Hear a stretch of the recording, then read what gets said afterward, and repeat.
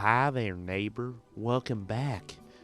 Today we're discussing the YouTuber known as D'Angelo Wallace. That's right, the 22-year-old cringe superstar, the guy that claims everything is racist and sexist and there's some sort of deep evil plot against people of color and everything needs to be told in such a dramatic, demeaning way because I'm better than you, because I'm a YouTuber. We're gonna get this video up and running. Let's start it off by looking at this video. After this disastrous interview where she says the line, "Catch me outside, how about that?" months after the Catch Me Outside, how about that interview, Dr. Phil sends her to the mythical ranch. Tell me about Turnabout Ranch. It's a program. How did you do there? And that is actually the basis of this entire story that we're about to go through. She goes on to explain that this ranch contained a bunch of abusive adults and that nobody said anything about it. I was 13 years old when I went to Turnabout Ranch. I kept my mouth shut for so long. You have no evidence. You don't have a phone there. They don't have cameras there. Like, there's no evidence. I think there's a lot of situations like this where you can't necessarily provide proof for things that happened, and it really is just going to be your words against hers. I would agree that when you are put in these positions, you're a little fish in a big pond. You're going to find people that try to attack your character. They try to make shit up to make their lives better and to make them feel like they're a human and they mean something in today's world. The problem with this is that we don't know what to believe. And when you don't have any evidence and you automatically believe someone's story, you end up in a very bad spot. You don't have the facts and you're just speculating, and it can really tear a person's life apart, and that's what you don't want to do. Her name is Hannah. She recently spoke out because while she was there, she was sexually assaulted, and then when she reported that she was assaulted, she was punished by staff. I knew, like, okay, I really have to say something. Like, I really have to have her back on this because I truly believe that they did that. I honestly really appreciate this. I really think, like, for once, honestly, she's using her platform perfectly. Okay. Why are we waiting for celebrities to speak on things that really don't involve them, but somehow because they've been able to rise to the top of their career or have some success, they need to be the ones we need to listen to? Stop worshiping celebrities so much. Just don't listen, don't pay attention. I remember right around September 11th, Ja Rule was on MTV. That's what they said. We got Ja Rule on the phone. Let's see what Ja's thoughts are on this tragedy. Who gives a fuck what Ja Rule thinks at a time like this, nigga? This is ridiculous. I don't want to dance. I'm scared to death. I want some answers that Ja Rule might not have right now. You think when bad shit happens to me, I'll be in the crib like, oh my God, this is terrible. Could somebody please find Ja Rule, get hold of this motherfucker so I can make sense of all this? Where is Ja? They somehow have become the voices of reason, and I think that's ridiculous. This guy sits here and waits for people to use their so-called platform to speak out on speculation, because there are no facts in this situation. It's really just she said, he said, or depending on which member of the staff was involved. These places have workers that have power, and they use that power in different ways. Some use it for good, some use it for evil. And that's the way the cookie crumbles. I truly believe most of these people that work at these establishments are trying to better the people in these places. The problem is when you're at a young age, you don't really understand what they're doing. You can't process the things that they're doing. Dr. Phil, I am going to give you from now till April 5th to issue an apology, not only to me, but to Hannah and any other child that you sent to Turnabout or any other program like this. And if you don't, I'm gonna handle things my way. She's gonna catch him outside. Okay, that was just cringe, bro. I don't know what the fuck you're trying to do there, but all right, continue. Okay, so what does that mean? That was a threat. I just don't understand how people can just get away with these empty threats and continue to say they're going to do shit to people. You can't be threatening people like this. You can't be going out and saying, I'm going to do this if you don't do that, because you're liable. These people who make these videos and they're going for woke points and they're all about social justice, they don't care. They just want the attention that is given to them by the people they absolutely hate. They're all the same person. They sit there, they chastise, they do these things, they claim the other side does all these hateful things, but in reality, they're doing the same thing. Turnabout is in the middle of Escalante, Utah. It's a very small town. Took in there against my will. They give you transporters. Transporters are two people that come in the middle of the night. They don't tell them where they're going. They just take them, they handcuff them, they put them in the car. It's basically like kidnapping. That's like 1000% definitely kidnapping. Yes, they do this because they don't want you to run away. If you had an idea that they were coming for you, of course you're gonna fucking try to flee and get the fuck out of there. Because if you had a choice, you're not gonna want to go to boot camp. That's what this place is. It's a boot camp. Your parents signed on to this. These places are the places that you go to as a last resort. These are the last places you go before you probably end up in jail going forward. And you have to be the hardest of the hardcore to go there. You can't go there for missing a day of school. You're fucking robbing people. You're stabbing people. You're getting into fights. And this is what the next step is. They're not designed to be a fun-loving place. So for the first 3 days you're there, there's no showering. They put you in a circle, which is it's a teepee, and you have to sit there for 3 days. They wouldn't let me lay down for nothing. I was falling asleep and they were like, get up, get up. Sleep deprivation? What is that supposed to be teaching a child? It's not supposed to be something that is a fun experience. It's a way to awaken you in such a way you start to realize, like, hey, my freedom is really important. Basic things like a bed, a good cooked meal, family. These are the things that we undervalue. That's what they're doing. They're trying to make the most harsh but in-line way of making you realize, like, hey, I'm very fortunate to be in this position. I need to look at my shit and I need to rearrange it in a way that makes me the best version of who I need to be. Get it all together and put it in a backpack. All your shit, so it's together. And if you gotta take it somewhere, you know? Take it to the shit store and sell it. Or put it in a shit museum. I don't care what you do. You just gotta get it together. And people like this, they don't understand. They don't understand that sometimes these kids are so severe and they're so full of hate and there's nothing that can be done.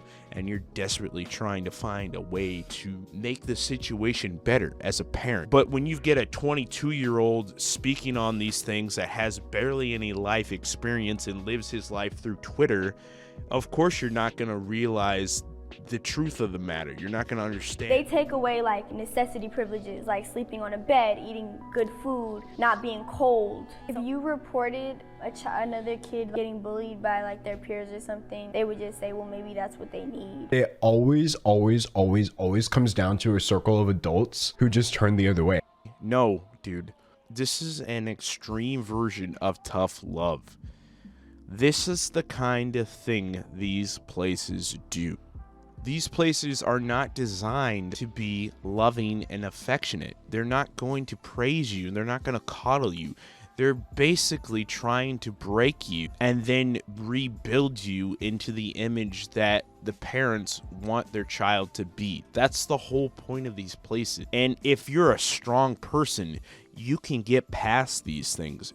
You can get through the hardships and the pain, and you can come out a stronger person. But at the same time, if you're always going out and doing the type of things that she was doing at that age, that's fucked up. You can't be doing that. You can't be committing crimes. You can't be disrespectful like that. And that's why these places exist, to scare these kids into being a normal person as much as you can be. That's why we have shows like Scared Straight. Even though there was written rules, if staff was angry at the moment, or if you just did something that they felt was bad, you would get your own punishment. You have to go in reflection, walk in the arena for hours on end, sit outside in the cold, on the floor. You have to pick up piles in a wheelbarrow of horse. It's kind of giving me child labor vibes with all the wood chopping and all of that stuff. And this right here is them trying to teach you a work ethic. They want you to do very well at these minor things so that when you go out in the future, you are set up to take on any task that is coming at you. That's why I was always so scared to speak out, because it's like, no one's gonna believe me. Writing letters to my mom, like, Mom, I will do anything. Like, you don't understand what this place is like. So she's not gonna blame her mother, but I'll go ahead and blame her mother for her. That is so weird. That's such weird behavior. Blame her mother for what? Doing what any parent would do with a troubled child that has anger issues, that has issues with listening to authority. When you are pushed to that point, you have no other option to seek some of the most drastic measures in order to make sure your child is able to learn and grow and be a respectable member in society. You don't understand that. That's the thing. You don't understand, you don't grasp what that is, and how not every child is going to grow up like you, sheltered and coddled and told every day how much they're loved. Not everybody has the same game plan, and not everybody has the same luck when it comes to kids. One of the kids, he had tried to steal a car or something. Everyone was screaming on the walkies like it was really crazy, and he ended up killing one of the staff members. They made all the kids that were at Roundy come down, and then they told us not to tell us anything. Every kid that's at Turnabout, they have us all sit in a circle and they're like, listen, Jimmy died. I'm sorry, how traumatic is that? You get put in a strange ranch with a bunch of other presumably poorly behaved children. Is this some sort of conspiracy that these kids are not the worst of the worst? This is not like jail, okay? It's very rare for a kid who's just kind of average and kind of misses a day of school to end up in that type of an environment.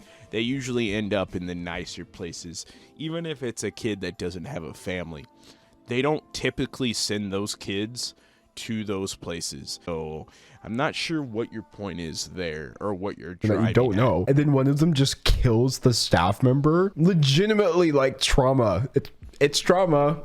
I mean, yes, it's traumatic to begin with. When you're there, you realize that this is a shitty situation. Having one of these people kill a staff member is exactly why we have places like this. Now, I'm not going to speak on the person who actually killed the staff member because I don't know the ins and outs. But when you are dealing with a bunch of hardcore kids who do evil and heinous shit, you're going to end up in dangerous situations. They have kids that will probably fight staff and attack other attendees or inmates, or whatever the proper phrase is to describe them. Ranchers. It's a shit show. It's basically a prison for kids. It's a facility with a bunch of troublemakers. So you're going to have a bunch of scary ass situations. And unfortunately, when you have shit like that, it is traumatic. Some of these kids are so far gone, you can't help them. They've got some sort of mental issue that this place won't fix it. And it sucks. You know, we have a problem in this country with mental health, and it needs to be addressed, and things that need to be worked on. But overall, you cannot deny that this is a stressful environment, and they will restrain you, and they will do everything that they can. And if a child is in a position where they think they are being attacked or it's too much, they will lash out. The kid Clay who killed the staff, she was married to the brother of the president of the program, which I also believe is a conflict of interest. I don't know why they would do that. What parents need to understand is if your child is acting out because of trauma, like sexual abuse, or the kid's parents got divorced, or just anything like that, you don't send your kid to a program like this. I never thought I would say this about Danielle Bad Baby Bergoli, but did she lie? It's been nothing but facts the entire time. How has it been facts? The family decides what's best for their kids. And if they are so far gone and they're trying to find something to save them, and I don't mean in the religious sense, but who the fuck are you to tell anyone what to do? Who are you to tell them they can't do this for their child when the child has serious issues? This is a place where you go to as a last resort. There are 20,000 other places that kids go to that are way less strict than this. But at the same time, if you're noticing a trend, you have to act on it, and you can't just sit back and go, well, I can't do nothing. Did we forget the kind of person she was? Did we actually look through the episode of Dr. Phil when she was on? She was fucking crazy. And it could be argued she's still a little bit fucking crazy. And I don't know if that's from the traumatic experiences or she just has that in her fucking makeup. But the idea that we're acting like she's some sort of saint and she was just thrown in there for no reason is preposterous. Kids who are so helpless, you know that you're watching their letters, you know that they don't have any contact with their parents. I'm not really sure why Dr. Phil still sends kids here. It really doesn't make sense. Like, are you trying to help them or are you trying to hurt them even more? I seriously doubt Dr. Phil was trying to send this chick there to get raped or to get physically abused, mentally abused. But at the same time, he knew exactly the kind of place this was, in the sense that they're going to be tough. They're going to try to get you on the same page as every other kid at your age that doesn't act like this. So at what point do you just throw up your hands and try to wonder, just like, are you bored? Do you just not like Dr. Phil? Are you just still pissed that you had to go through that experience? Because I would understand that. If you were pissed and you wanted to lash out and try to get Dr. Phil in trouble because you didn't enjoy your time there, I would understand that. But there's proper ways to channel your emotions and to direct them in a positive way and not in a way that just screams like, what the fuck?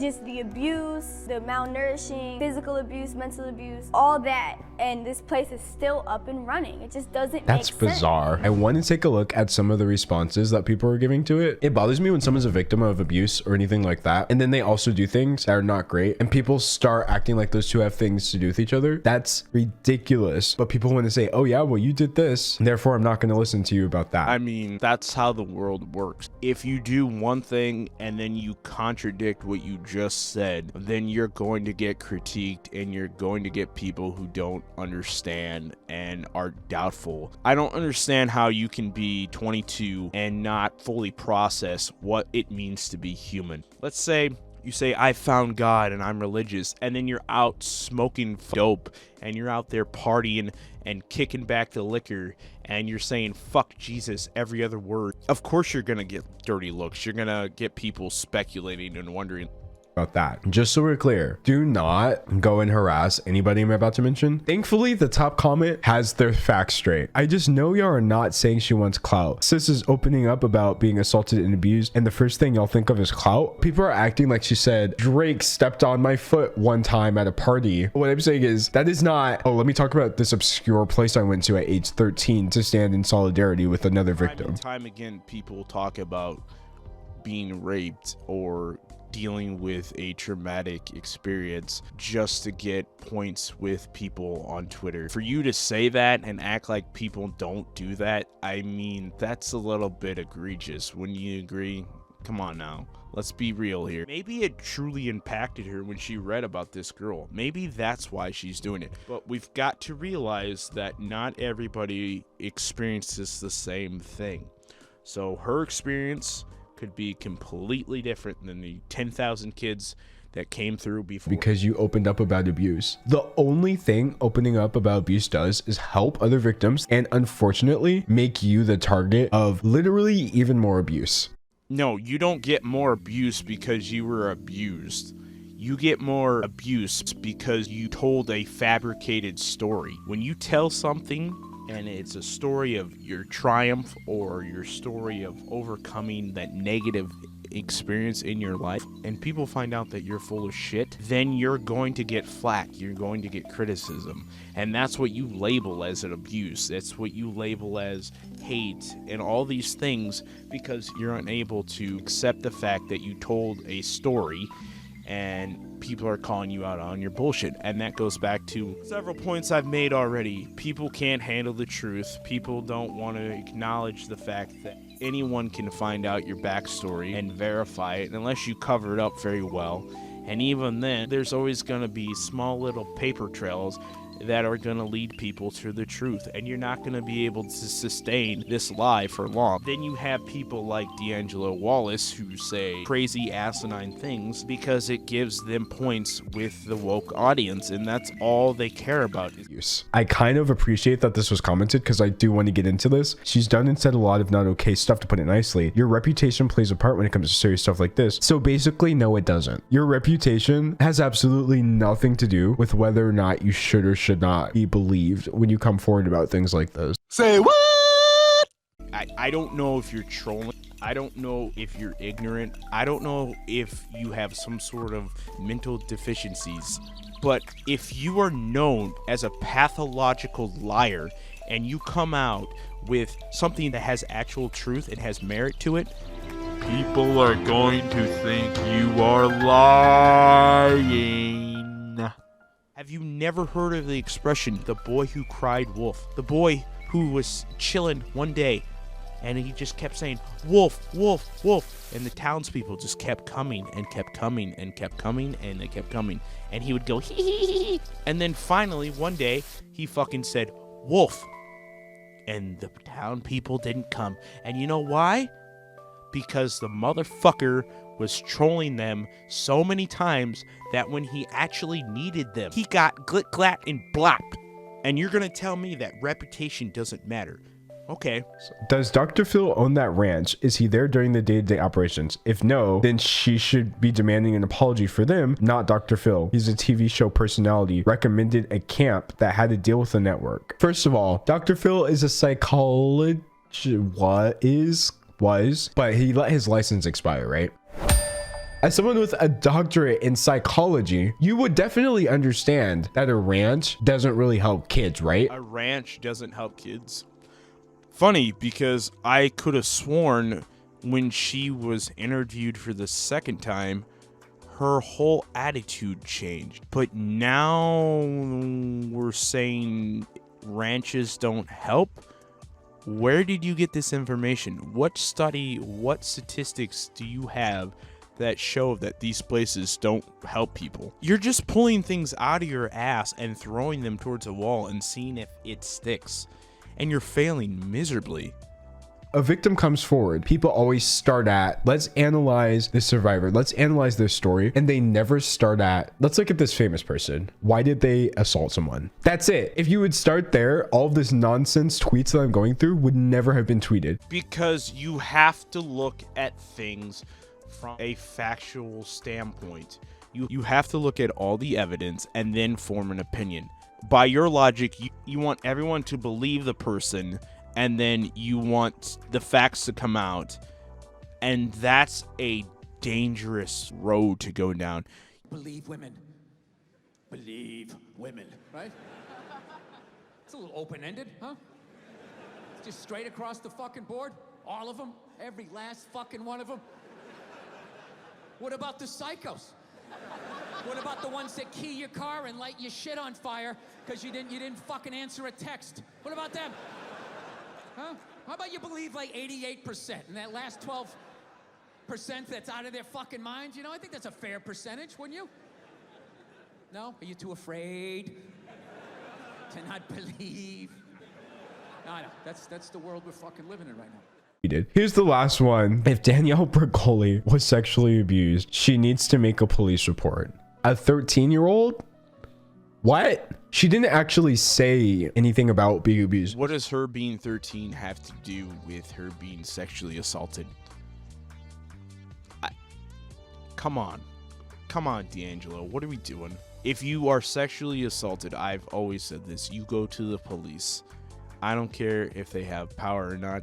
You find a way to get to the police and you try to sort that situation out legally, because if you're a piece of shit assaulting people, then you need to be dealt with. But that can't happen if our victims go on Twitter and they don't go to the police, because that also raises eyebrows. And it sucks that that has to happen, but Twitter is not the police. We have to be smarter with this. About being abused. But she did kind of allude during one part that she was acting out because of some form of abuse. When people go to the police, then people start finding other ways of blaming you. Oh yeah?